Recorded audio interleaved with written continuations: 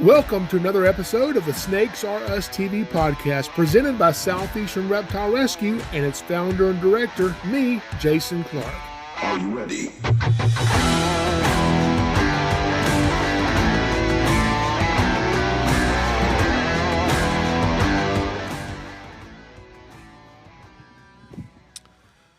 Well, hello. This is episode number 32 of the Snakes Are Us TV podcast. I'm your host, Jason Clark, and this episode is simply entitled Smell. So we're going to be talking about mainly snakes, a little bit about lizards, something really cool, but not just how snakes use their sense of smell, but what do they smell like? And there's one thing specifically I want to get into about what snakes smell like that I get questioned about all the time. So thank you guys for being here. We didn't have a podcast last week. It was Holy Week, and so we enjoyed Good Friday and Easter. And if you thought we had a podcast, I actually put a post on our YouTube channel in the community section. I'm sure all of you guys didn't see it, but some of you did, that we weren't having one. So sorry if you missed that. But anyway, we're back for episode number 32. And some pretty interesting stuff I think we're going to go over. And I do have a live snake with me because we're going to need it for one part of this thing we're going to do. Now, some of you know, if you've seen the video, there's a video I put up not too long ago of me, what is it called? Something about snakes left to die in a hoarder's house or something. And in the video, it smelled really bad, and I did not have a respirator, okay? I did not have this thing, and I went in there, and in the video, you're going to see me gagging and just about losing my lunch because it was so bad. And after that, I went and got a respirator because sometimes snakes can stink, especially when they've been dead, okay? Cooped up in a room with the door shut for no telling how long, and you got to be in there. So, I mean, any animal is going to stink at that point, but a snake will too. So, and you know, speaking of gagging, this doesn't have anything to do with smell, but I just thought of this. I was doing a reptile presentation, a snake show, and I was at a county fair. I will never forget this. And it wasn't that long ago, a couple of years ago. I was at a county fair, and I've got a trailer. It's a walk-through reptile exhibit, and really cool. And then we have another trailer that is has like living quarters in it. Has a fold-down stage on the side. It's our snake stage we set up to do shows on. So we have both of those set up at this big event, and it's at a county fair, and so there's like a carnival there and carnival games and Ferris wheels and all this stuff. And there's like one of those games you throw the darts at, you know, across the walkway here. And the guy running it, the carnival guy, starts talking to me and is like, hey, you know, I've got, you know, plenty of Monster energy drinks over here if you want one. Now, I don't drink those. I don't like the taste of them. They make me all jittery. So he offers me one. I didn't want to refuse and be rude, so I took it. And I'm setting up my stage, getting ready for the event to open. And I just kind of sit the drink down on the stage, kind of out of sight of where the audience could see it. Just, you know, sit it down there, finish setting up. And then a few hours later, we opened up. And we're going to be open for a few days at this event, you know, maybe 9 or 10 day event. And a few days into the event, okay, so 3 or 4 days, the event's been going on. The Monster energy drink is still sitting there, hidden from sight of the public. I've forgotten about it. And it's hot. It's still summertime. It's hot outside, and I'm like sweating on stage. I have a towel up there, and I'm like, oh, man, it is so hot. And in the middle of my presentation, I've got a microphone on. There's bleachers out here, 200 or 300 people out here gathered around listening to my snake talk, and I've got live snakes out. And I'm sweating, and all of a sudden, I pick up this towel and go just to kind of blot my face off. And when I put this to my face, I took a breath in. Now, when I did that, I had my mouth open, and there was something on this towel. I don't know if it was like a piece of the wood sawdust shavings from one of the snake enclosures or a bug. I don't know what it was, but I inhaled it down into my throat, okay? And on the microphone, I start very loudly gagging and dry heaving, almost vomiting in front of this audience. And I couldn't stop. I couldn't breathe. So I grabbed this Monster Energy drink that I see, pop the top, and just start chugging it on stage to get this out of my throat. And it worked, but my eyes are watering. I'm snotting everywhere. My face is red. The audience, they've never seen my show. They think this is part of the show, and it's not. So I leave the stage. I go inside my trailer. I rip the microphone off, and I'm just trying to clear my throat, coughing and all this. I finally come out and say, guys, that was not part of the show. Thank you for the Monster Energy drink. It saved my life, okay?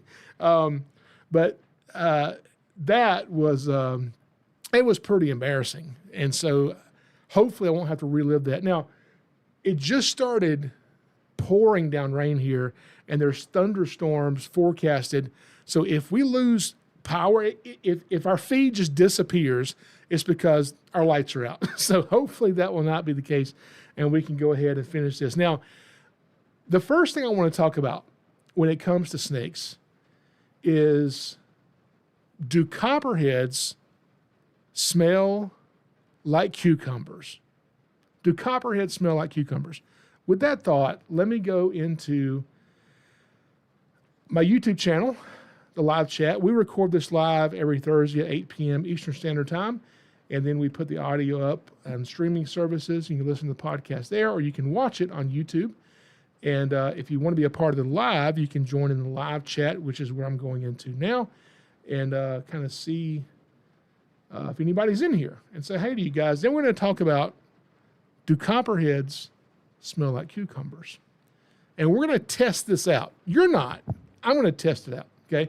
Now, in the chat, we have Candy's Critters. Thank you for being back. Candy's Critters. Painted Rocks is here again. Chris Taylor, thank you for being here. Jasper Fiend is back. Thank you all for joining us and being in the chat. And we've got some more joining. Chocolate Cookies is here. Thank you. And Trinity Murray, thank you for being here, Trinity. Now, I haven't read through your chat yet. I don't know what all you guys are saying. We'll get that in a minute. But do copperheads smell like cucumbers? You know, you can go online and somebody posts a picture of a copperhead and they'll be saying, well, you know, the way you know you're near a copperhead is if you smell cucumbers. If you smell cucumbers, you know a copperhead's nearby. I've heard this my whole life.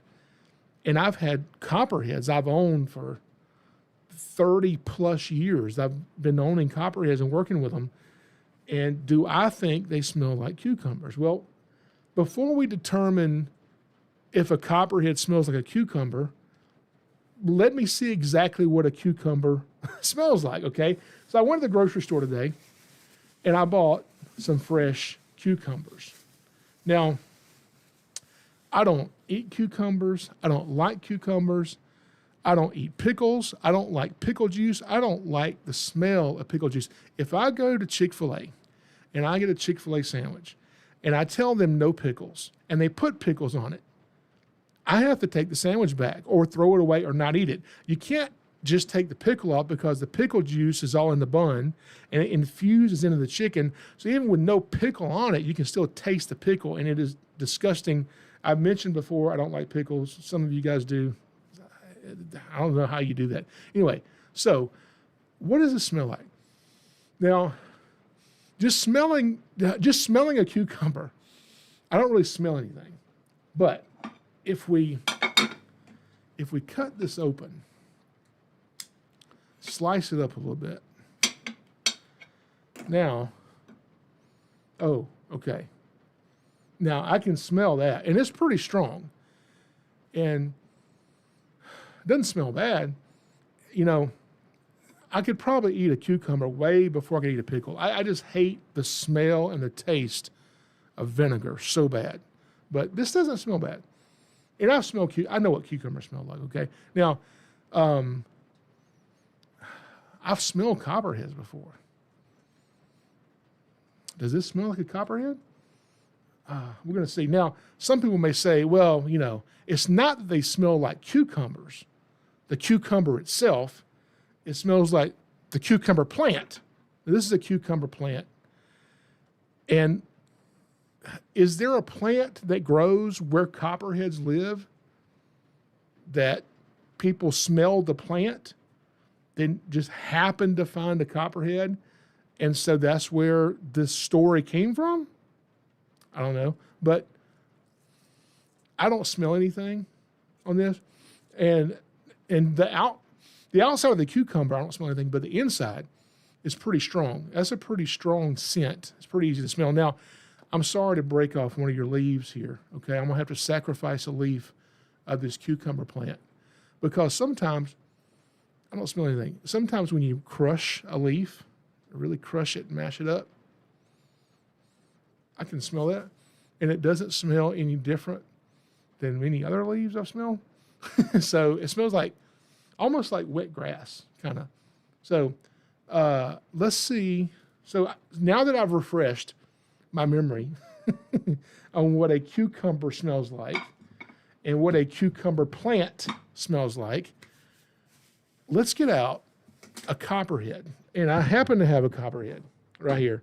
And I'm going to get this copperhead out, and let's, have you ever smelled of a copperhead?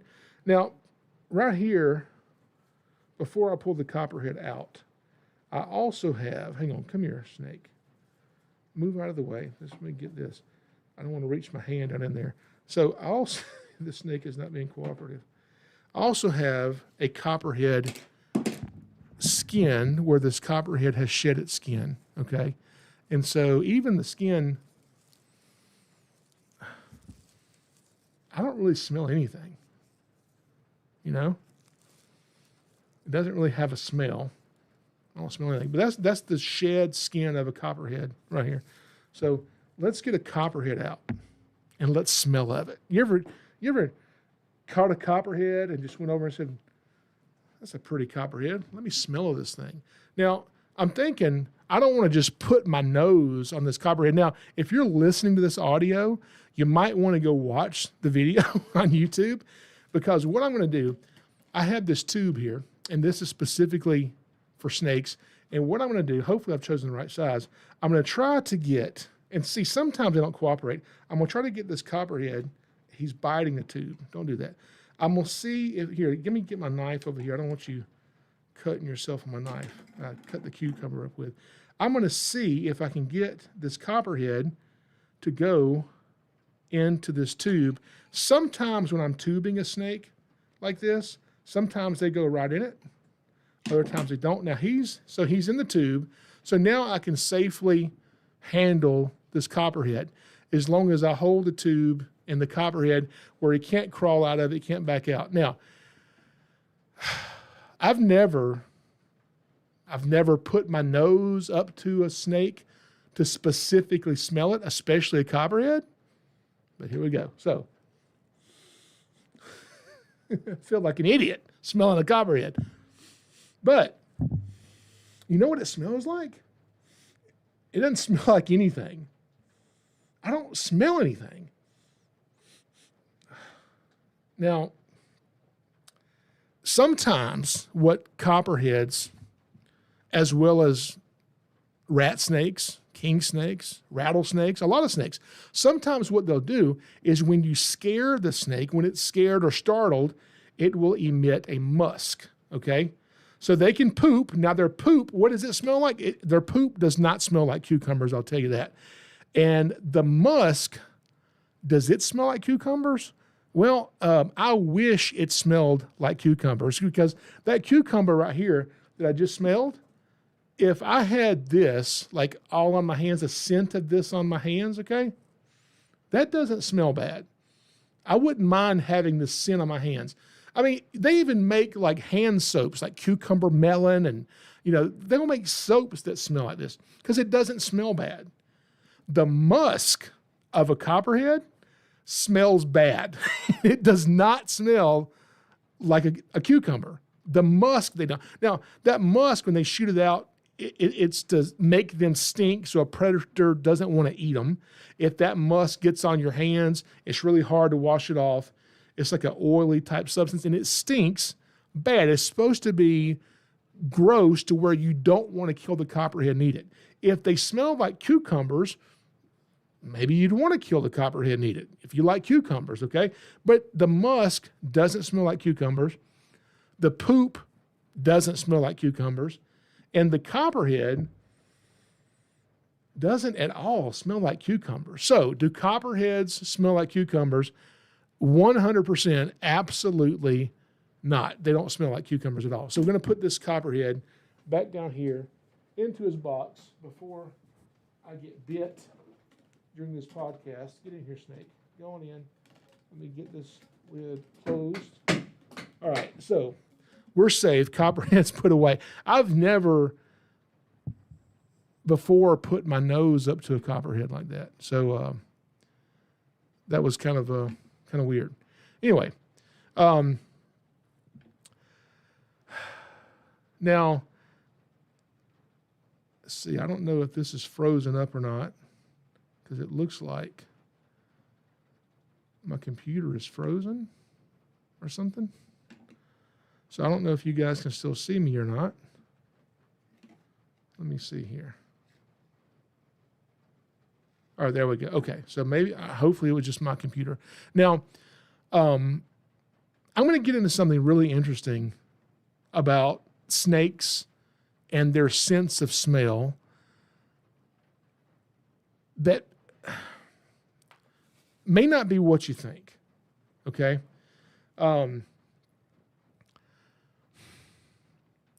Snake musk, we were just talking about snake musk, and I will never forget this. There was a magazine that wanted to feature me in a magazine. This was years ago, and they sent out a photographer, came out to photograph me, and they had like a lighting guy with them to like rig the lights and stuff so it looked just right.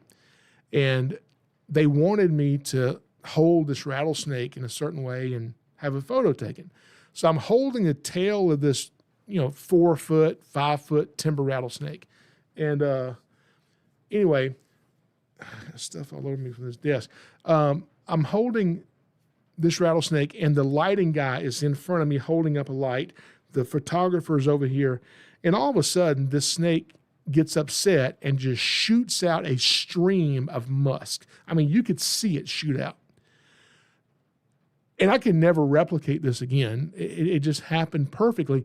It shot straight into the mouth of the lighting guy. Oh, it was so gross. He starts vomiting, just throwing up. And the photographer doesn't know what's happened. She just sees me holding a snake and just sees her lighting guy get sick. He doesn't know what's happened. He's like, why does my mouth feel like this all of a sudden? I know what's happening because I saw the snake do it, and he's vomiting. Once he kind of calms down, I tell him what just happened. Well, that made it worse. It made him even more sick.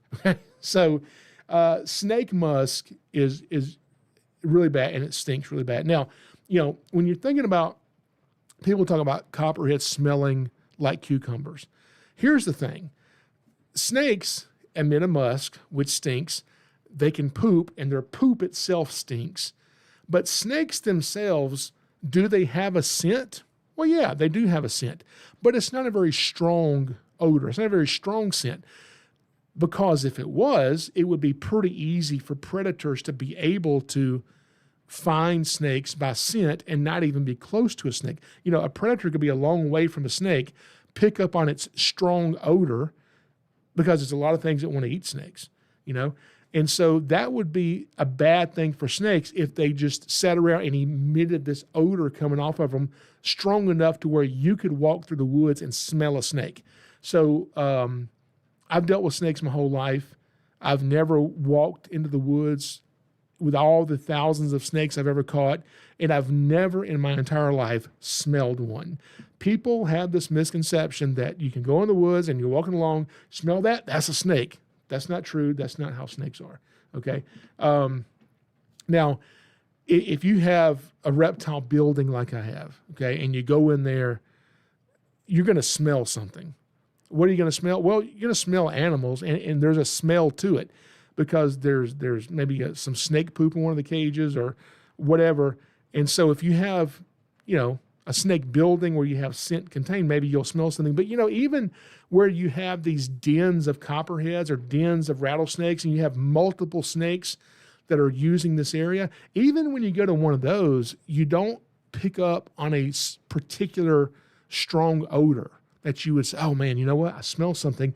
We must be near a large snake den full of snakes. That's just not how snakes work.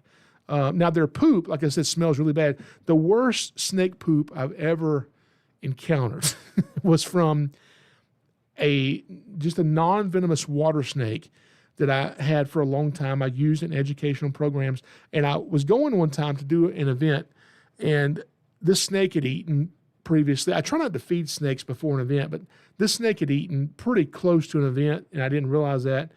And he's in this little box, this container, and I check on him, maybe 30 minutes before the show starts. He's fine, and I put him on the stage. I start the show. When I go to open the box, this snake has thrown up a fish that he ate a couple days ago, and it's halfway digested. I don't even know how to.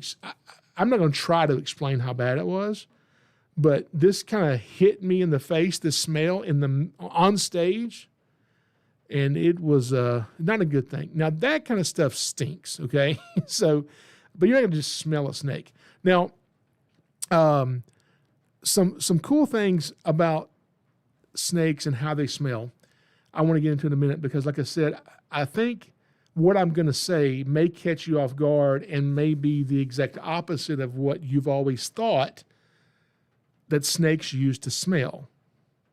We always say snakes use their tongue to smell with, right? Snakes are flicking his tongue. He smells with it. They smell with their tongue. That's what we're taught and told, right? Is it true? Well, I'm going to explain it in a minute because it's a little different than you think, okay?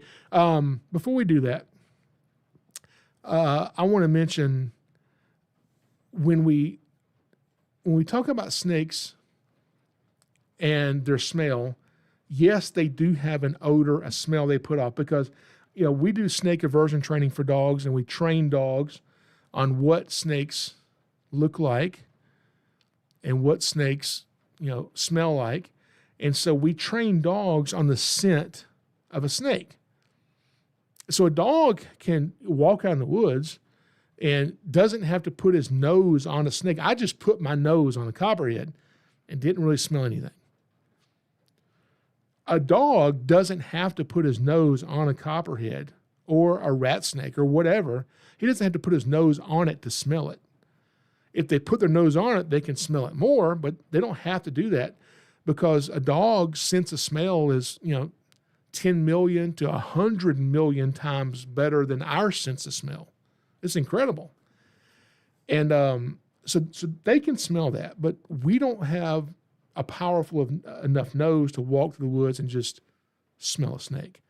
But before we get into a snake's forked tongue, let's go to the chat right here real quick.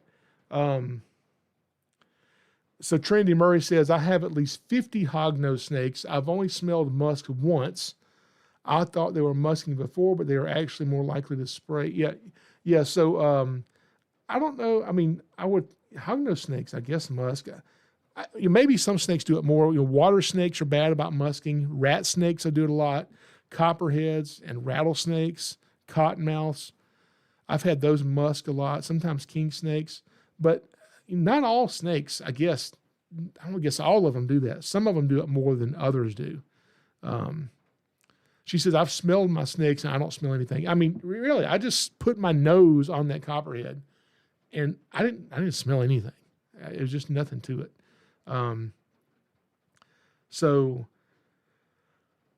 Let's see. Cheesy Cheetah says, garter snakes stink. Do they? I mean, I don't know. Maybe I should bring a garter snake in here and smell it.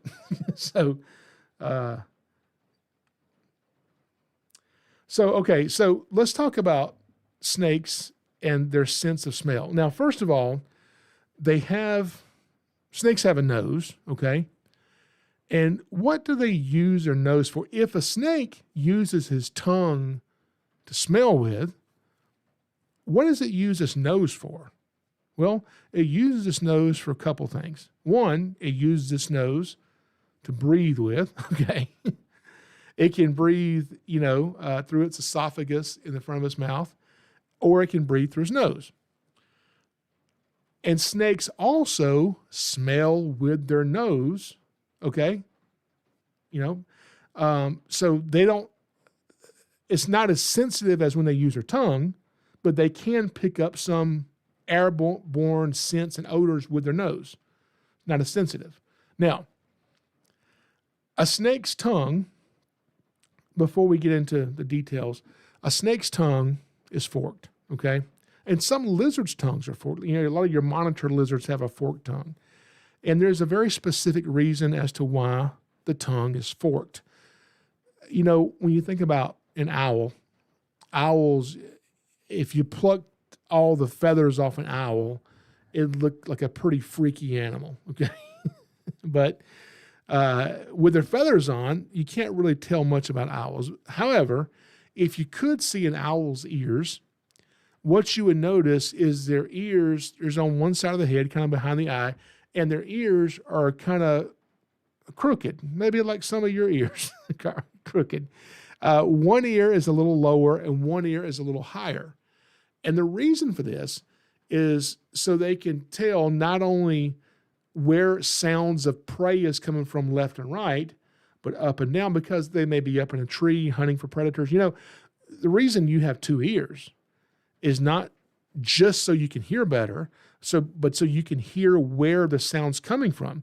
If you're deaf in one ear, or you have an ear infection and your ear gets stopped up, you just can't hear out of it temporarily. Well, you can hear out of one ear, but if you hear a sound, it's much more difficult to pinpoint where the sound's coming from if you just have one ear. But if you have two ears, and let's say somebody claps their hands over here to my right, well, that sound goes into my right ear a little louder than it does into my left ear. So I automatically know to turn that way toward the sound. That's why I have two ears.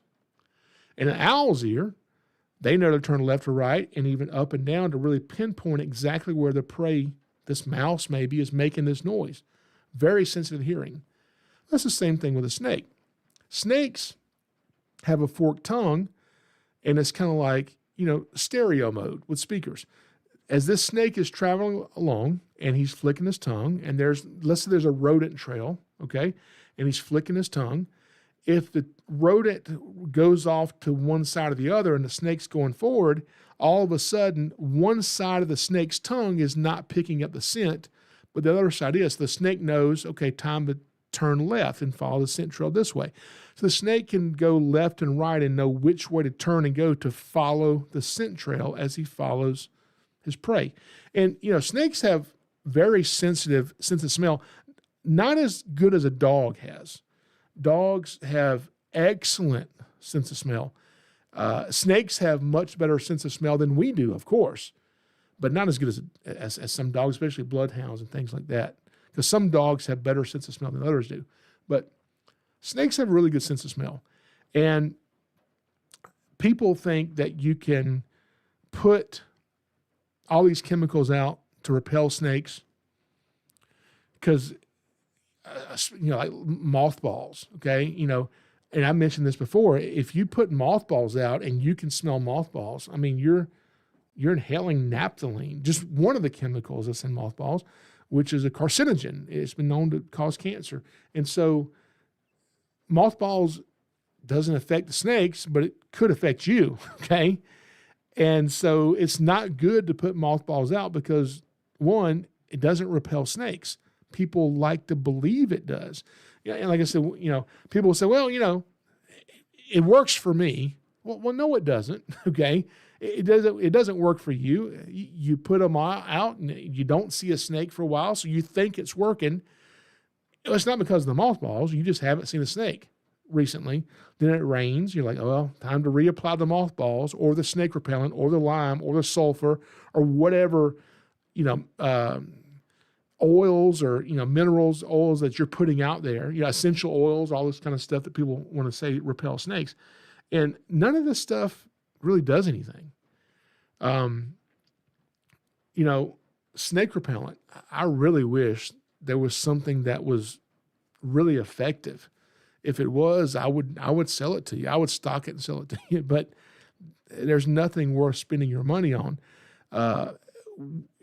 People say sulfur because it's such a strong smell, but when things smell bad to us, it doesn't necessarily smell bad to a snake. They can pick up on it. It may be a strong smell, but just because we think it's a bad smell, a snake may not necessarily think it's a bad smell, especially enough to run away from it. Then some people will say, well, chemicals may not work to get rid of snakes, but certain animals will. One thing that people have tried is they will put the shed skins of king snakes around their yard, and they think this will repel copperheads. Well, it doesn't. People also think just having a king snake in your yard will keep copperheads away. It's not true. That's not how snakes work. There's been times we've been out looking for snakes, and we raise up a piece of tin. Underneath it is a king snake sitting next to a copperhead.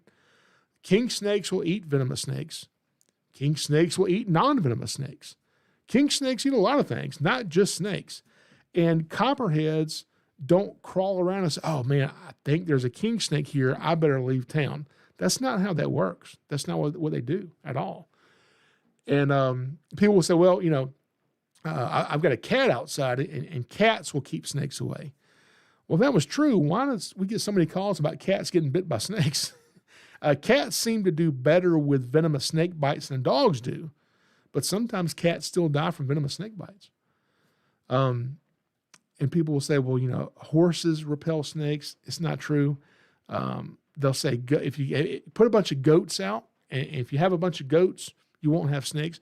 Well, that may be true, not because snakes are afraid of goats, but because they eat all the vegetation. There's nowhere to hide. So if you change the habitat, remove the hiding places, that's why you're not going to have snakes. Not because you have a goat there with a scary smell. All right. Now, Candy Critters mentions they smell the Jacobson's organ. That's what we're about to get into, is the Jacobson's organ.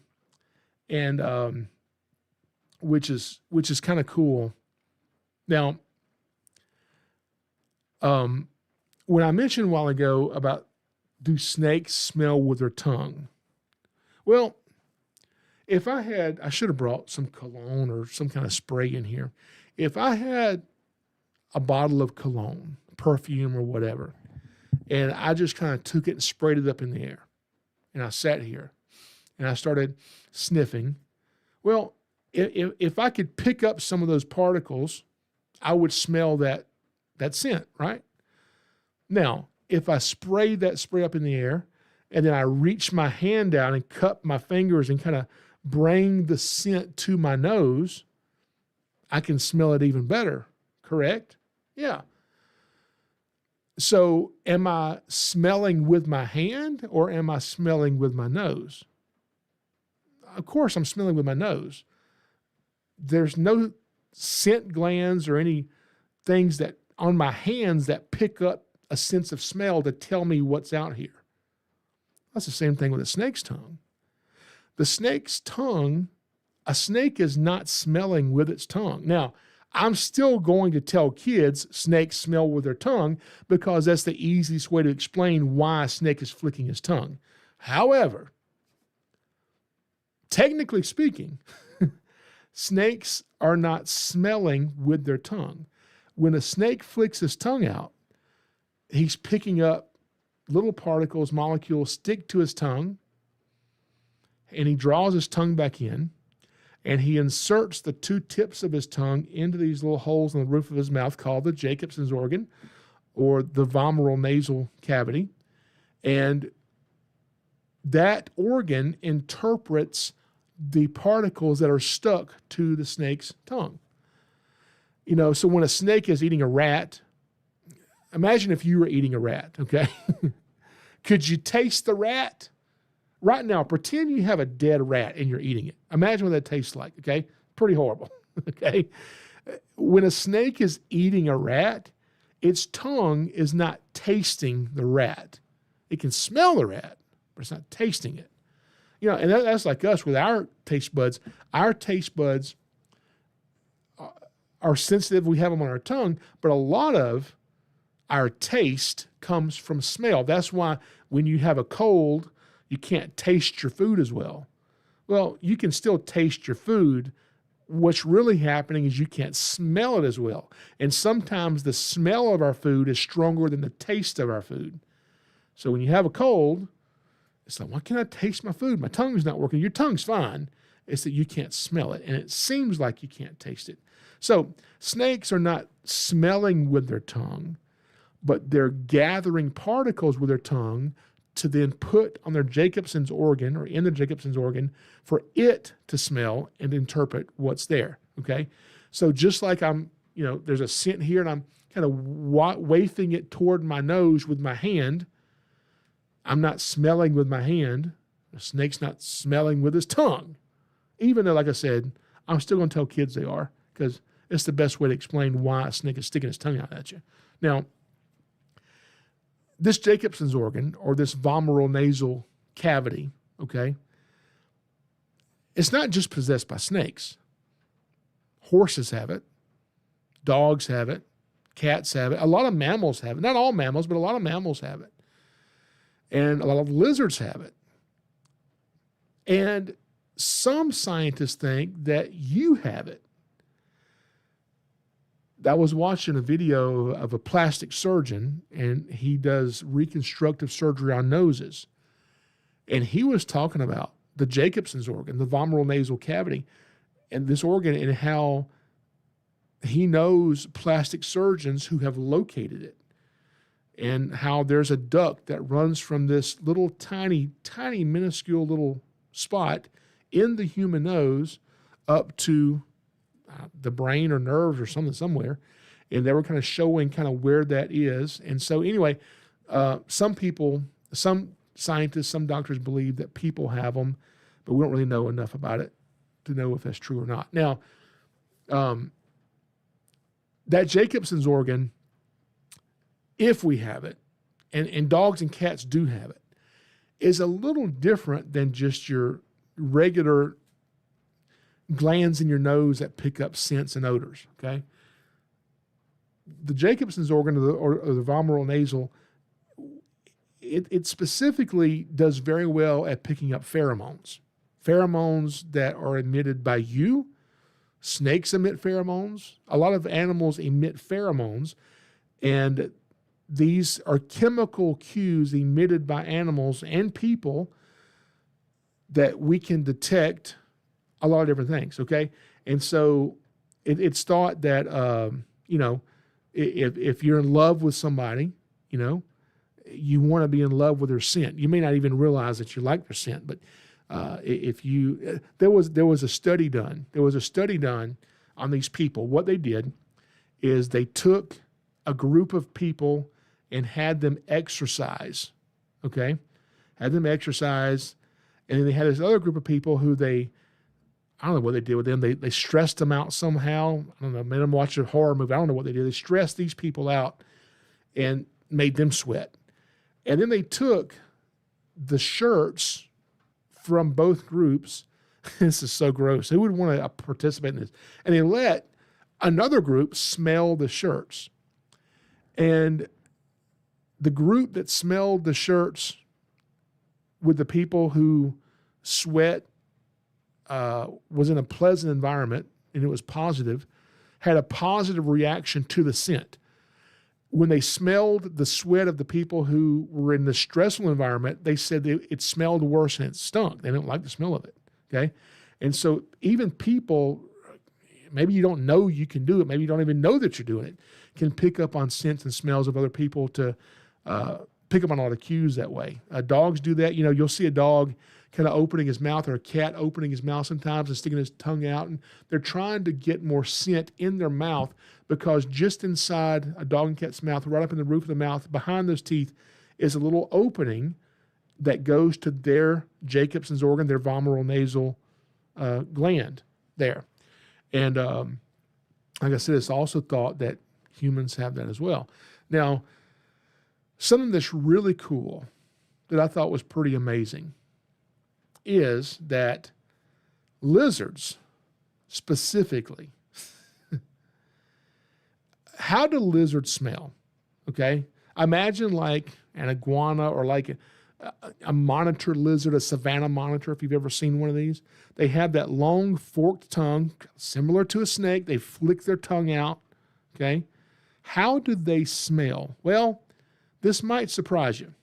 So lizards, like snakes, can smell with their nose, but they can pick up even more scent and much more sensitive with their tongues, and they bring the particles in, insert it into the Jacobson's gland, the Jacobson's organ, and the Jacobson's organ, interprets what particles are stuck to his tongue. All right? Those are two ways lizards can smell. There's another way, and this is pretty weird. Now, to know this other way, let me tell you about what this is called. There's something called the lacrimal gland, okay? Lacrimal glands are tear ducts, basically, located above each eye that continually produce like a tear fluid to lubricate and protect and moistens the eye surface, right? Okay? Now, then there's what's called the lacrimal duct. This is where it gets interesting. So what happens is a lizard can produce this mucus or these tears that kind of come down, and particles in the air, because the tears are wet, certain particles that may be present get stuck, basically stuck in this liquid mucus tear substance, and then runs down into the lacrimal duct. The lacrimal duct then basically transmits this fluid to the nasal cavity, where the particles are interpreted so the lizard knows what's in its environment. Is there a mate nearby that's producing a pheromone? Is there a threat nearby, a predator? Okay, so I think that's amazing. So lizards, some lizards, can smell their nose, their tongue, and apparently their tears. The more you learn about reptiles, man, the more you realize how much you don't know about reptiles. Now, as I was thinking about this, I got to thinking about alligators. And just the other day, I had to go catch an alligator. And I filmed it. Maybe I'll put it on YouTube. Maybe I'll, I didn't film me catching the gator, but I've got footage of me releasing the gator, which was pretty interesting. He tried to get me a few times. And he was a big gator. He was 9 foot 5 inches, I believe. And he was a big gator. And maybe I'll put that up of me releasing him. It was pretty cool. Now, one thing I've noticed about alligators is even my gators that I keep here and wild gators, especially when you have a gator that's upset, is they will start to emit this liquid substance, for lack of terms, let's call it tears, I guess. But they don't just run down their face like your tears would. It's really weird. They start to bubble. So you can look around an alligator's eyes and you'll see these clear bubbles of fluid just kind of all around their eyes. And I'll even have people ask me, man, why is it doing this? Why has it got bubbles coming out of its eyes? Now, these bubbles are not coming up in the air and floating around like you're blowing bubbles. They're just kind of stuck to the face. But it's pretty noticeable that these gators will have bubbles around their eyes. Now, scientists are still trying to study this, and I could not find anything that anyone had said or had found out if alligators are capable of doing this same thing, of picking up odors and scents and pheromones in the air with their tears. I don't know. I don't know if they could do it. I wouldn't put it past them. Gators underneath their necks down here have these two big glands that kind of poke out, and they can emit pheromones and scents from those glands that communicate with other alligators. They do have a nose. How sensitive is their nose? I don't know. I don't think alligators' nose is that sensitive like a snake's. I mean, because like people think that when you're catching an alligator, they think alligators like dead, rotten chicken hanging up. Well, from my experience, that's not the case.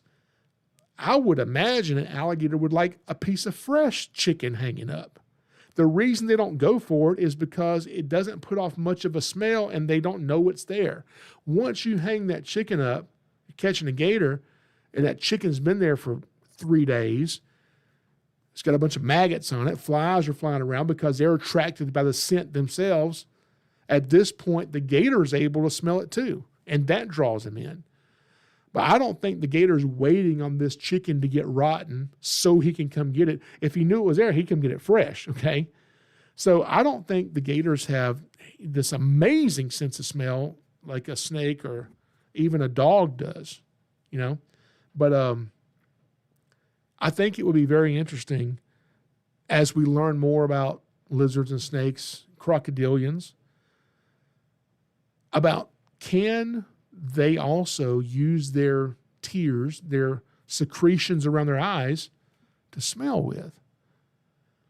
That's absolutely incredible. Anyway, I just did not ever think that lizards could smell with their tears. Like I said, not all lizards, but some lizards can do that. Let's go back to the chat here real quick. Got one more thing I'm going to share with you. So thank you guys all. Thank you guys all for being here in the chat. I always look forward to having y'all show up. Nature Nut has joined us. Thank you guys. Thank you for being here, Nature Nut.